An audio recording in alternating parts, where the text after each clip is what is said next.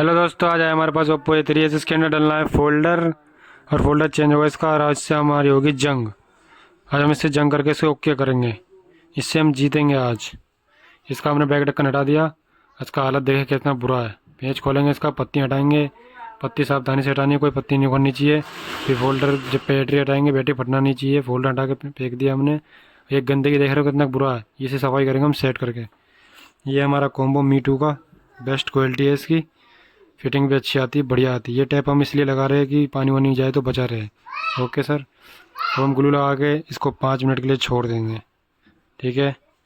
इसके बाद हमें करना है फोल्डर पैक। फ़ोन पूरा पैक करके हम आपको दिखाते हैं। पेंच कसेंगे सारे। ठीक है सर। उसके बाद हम इसका लगाएंगे बैक ढक्कन। बैक ढक्कन लगाने के बाद फिटिंग बढ़िया करके बैठाना है। उसके बाद छल्ले मारना है। 5-6 छल्ले मार के बढ़िया करके फिटिंग करके हमें फॉलो कर ले, लाइक करें। 2000 years later.